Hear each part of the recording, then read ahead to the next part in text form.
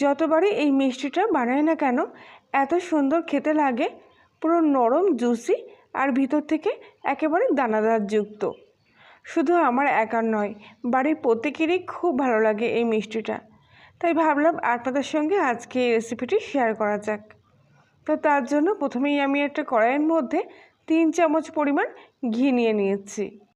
খুব একটা বেশি ঘিয়ের প্রয়োজন হয় না, তাই তেলের পরিবর্তে ঘিটা ব্যবহার করলে বেশি স্বাদ আসবে। ঘিটা আস্তে আস্তে গলে গিয়ে হালকা গরম হয়ে আসলে এখানে আমি কিছুটা চীনাবাদাম আগে থেকে কুচি করে নিয়েছিলাম। সেই চীনাবাদামের কুচিগুলো ঘিয়ের মধ্যে দিয়ে হালকা একটু রোস্ট করে নেব। আর যদি আপনারা মনে করেন এছাড়াও অন্যান্য কোনো ড্রাই ফ্রুট ব্যবহার করবেন এতে, তাহলে সেটাও হালকা এইভাবে একটু ভেজে নিতে পারেন। তো এবারে এই ভাজা বাদামগুলো আমি ছাঁকনির সাহায্যে ঘি থেকে ছেঁকে নিয়ে তুলে নিচ্ছি। এ দেখুন একদম কিন্তু কালার চেঞ্জ হয়নি, শুধু হালকা একটু ভেজে নিয়েছি। এবার ওই ঘিয়ের মধ্যেই 1 চামচ পরিমাণ বেসন নিয়ে নিচ্ছি। বেসনটা খুব ভালো করে ঘিয়ের সাথে এইভাবে একটু মিশিয়ে নেব। অনবরত নাড়াচাড়া করতে হবে একটু এই সময়, যাতে বেসনের দলাগুলো খুব সুন্দরভাবে ঘিয়ের সাথে মিশে যায়। আর হালকা একটু বেসনটা ভাজাও হয়ে যাবে, এই সময় একটা সুন্দর মিষ্টি গন্ধ ছাড়তে শুরু করবে। এই অবস্থায় আমি এর মধ্যে দিয়ে দিচ্ছি 1 কাপ পরিমাণ সুজি। তবে অবশ্যই এই সময় কিন্তু গ্যাসের ফ্লেমটা একদম সিম আঁচে রেখে এই কাজগুলো করতে হবে।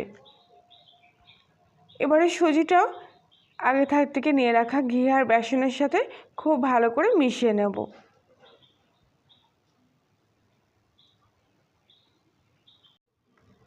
আপনারা শুধু সুজি দিয়েও করতে পারেন, তবে এর সাথে একটু বেসন মিশিয়ে দিলে এর কালারটা আর স্বাদটাও কিন্তু খুব সুন্দর আসে, যার জন্য এগুলো খেতে বেশি টেস্টি হয়।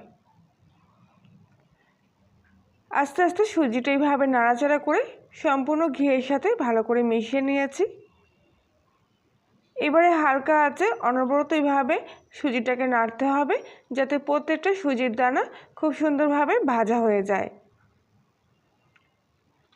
সুজিটা ভালোভাবে না ভাজা হলে সুজির যে কাঁচা গন্ধ সেটা কিন্তু ছাড়বে না, আর মিষ্টির মধ্যে দানাদার যে ভাবটা সেটাও আসবে না সুজিটা ভালো করে এইভাবে ভেজে না নিলে। তো আস্তে আস্তে এইভাবে নাড়াচাড়া করতে করতে সুজিটাকে ভেজে নিচ্ছি। আর দেখুন হালকা কিন্তু কালারটাও অনেকটা চেঞ্জ হয়ে এসছে। তো এক্ষেত্রে খুব একটা বেশি লাল করে ভাজবো না, মোটামুটি হালকা এরকম সুজির ভাজা কালারটাই থাকবে। এই অবস্থায় এটাকে এখান থেকে নামিয়ে নেব। আর ভেজে নেওয়ার ফলে দেখতেই পাচ্ছেন সুজির কিন্তু একটা খুব সুন্দর টেক্সচার চলে এসছে, এরকম দানা দানা মতো হয়ে আসবে সুজিটা পুরোপুরি ভাজা হয়ে গেলে ঘিয়ের সাথে। এই অবস্থায় কিছুটা গুঁড়ো দুধ আমি এর মধ্যে নিয়ে নিচ্ছি। গুঁড়ো দুধটাও খুব ভালো করে এর সাথে মিশিয়ে নিচ্ছি। তবে এক্ষেত্রে গুঁড়ো দুধের পরিমাণটা বাড়িয়ে দেওয়া যেতে পারে, আবার একেবারে না দিলেও কোনো অসুবিধা নেই। শুধুমাত্র স্বাদটাকে বাড়িয়ে তোলার জন্য এখানে আমি গুঁড়ো দুধটা ব্যবহার করলাম। তো খুব ভালোভাবে সুজির সাথে গুঁড়ো দুধটা মিশে গেছে। এবার আমি এই ভাজা সুজিটা অন্য একটা পাত্রের মধ্যে ঢেলে নিচ্ছি। আর ভাজা সুজির কালারটাও দেখুন কত সুন্দর এসছে।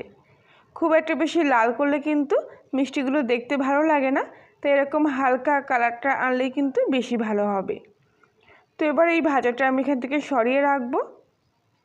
আর অন্যদিকে ওই কড়াইয়ের মধ্যেই আমি 1/2 কাপ পরিমাণ চিনি নিয়ে নিয়েছি, আর তার সাথে 1.5 কাপ পরিমাণ জল নিয়ে নেব। আমি যে পরিমাণ মিষ্টি নিয়েছি তাতে মিষ্টির পরিমাণটা একদম পারফেক্ট হয়েছে, তবে আপনারা চাইলে মিষ্টির পরিমাণটা আর একটু কমিয়ে কিংবা বাড়িয়ে নিতে পারেন, যদি আপনারা কড়া মিষ্টি খেতে পছন্দ করেন তবেই। তো এবারে কিছুটা এলাচের গুঁড়ো এর মধ্যে দিয়ে দিলাম, দিয়ে খুব ভালো করে চিনিটা জলের সাথে মিশিয়ে নিচ্ছি। কিছুক্ষণের মধ্যে চিনি শিরাটা আস্তে আস্তে এরকম ফুটতে শুরু করেছে।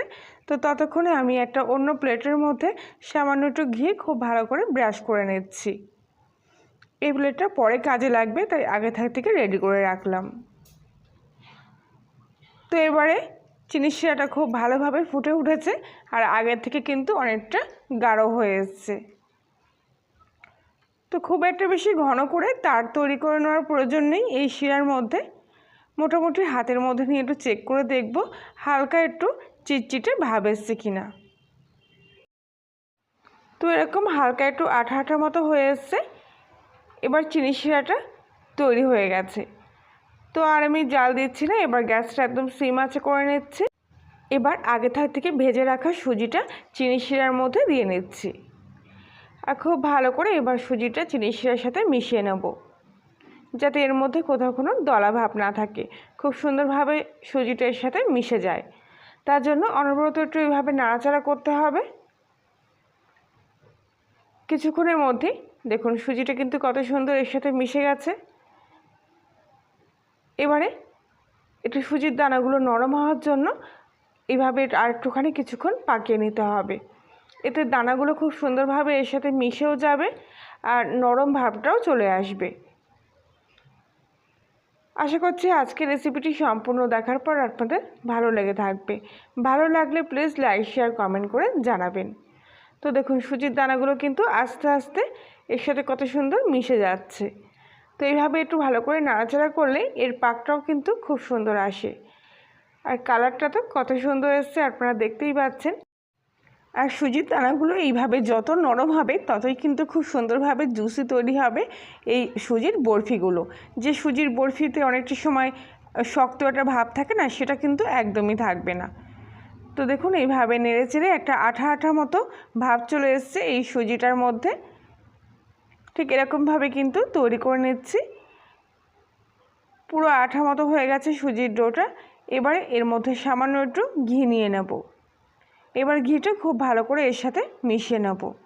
এই সময় একটু ঘি দিলে পরে এর টেক্সচারটা আরও সুন্দর আসে। তো প্রায় কিন্তু হয়ে এসছে এবার আমার এই সুজির বরফিটা। এবার আমি গ্যাসটা অফ করে দিচ্ছি আর এমনি ঘিটা খুব ভালো করে এর সাথে এমনিতেই মিশিয়ে নিচ্ছি। তো এই সময় দেরি করলে হবে না, এরকম গরম থাকা অবস্থাতেই কড়াই থেকে এটা নামিয়ে আগে থেকে রেডি করে রাখা প্লেটের মধ্যে নামিয়ে নিতে হবে। এবার একটা চামচের উল্টো পিঠ দিয়ে খুব ভালো করে প্লেটটার মধ্যে সুজিটাকে এইভাবে সেট করে নিচ্ছি। পুরো প্লেটের মধ্যে সুজিটা এইভাবে সেট করে নেওয়া হয়ে গেলে আগে থেকে যে ভেজে রাখা চিনেবাদামগুলো ছিল সেই চিনেবাদামগুলো আমি এর ওপর থেকে এইভাবে দিয়ে দিচ্ছি। আর পুরো পাতিয়ে নিচ্ছি এই চিনেবাদামগুলো, যাতে প্রত্যেকটা অংশে চিনেবাদামের কুচিগুলো মুখে পড়ে, তাহলে খেতে কিন্তু আরও বেশি ভালো লাগবে। তো বাদামগুলো খুব ভালো করে এর সাথে সেট করে দিলাম। আর এই অবস্থায় কিন্তু খুবই গরম আছে এটা, তাই কিছুক্ষণ পুরোপুরি ঠান্ডা করে নিতে হবে। তো সাধারণ রুম টেম্পারেচারে রেখেই কিন্তু আমি এটা পুরোপুরি ঠান্ডা করে নিয়েছি। আর ঠান্ডা হয়ে যাওয়ার পর এবার আমি এর থেকে পিসগুলো কেটে নিচ্ছি। এরকম চৌকো চৌকো বরফি করে পিসগুলো কাটছি। আপনারা আপনাদের পছন্দ মতো যে কোনো স্টাইলে কিন্তু এই বরফিগুলো কাটতে পারেন। আর রোজকার মতো আবারও বলছি, আপনি যদি কলিনের রান্নাঘরে নতুন সদস্য হয়ে থাকেন তাহলে প্লিজ চ্যানেলটি সাবস্ক্রাইব করে পাশে থাকবেন এবং পাশের বেল আইকনটি প্রেস করবেন নতুন কোনো ভিডিওর আপডেট পাওয়ার জন্য। দেখুন বরফিগুলো এত সুন্দর পারফেক্ট হয়েছে যে কাটার সময় কিন্তু চাকুতেও লেগে যাচ্ছে না। কত সুন্দর দেখুন প্লেট থেকে উঠেও আসছে বরফিগুলো। তো এবার এগুলো এক এক করে তুলে নিয়ে আমি অন্য একটা প্লেটের মধ্যে সাজিয়ে নিয়েছি। আর এবার এখান থেকে একটা বরফি আমি ভেঙে নিয়ে দেখাচ্ছি। দেখুন ভিতরটাও কত সুন্দর হয়েছে, কোনো শক্ত ভাব নেই, একদম নরম জুসি টাইপের। আর ভিতরটাও দেখতে পাচ্ছেন কত সুন্দর টেক্সচারটা এসছে। এগুলো আপনারা কয়েকদিন ধরে রেখেও খেতে পারবেন, এরকম কিন্তু নরম জুসি থাকবে, সহজে এগুলো শক্ত হয়ে যাবে না। তাহলে বন্ধুরা আজকের মতো এই পর্যন্তই, সবাই ভালো থাকবে।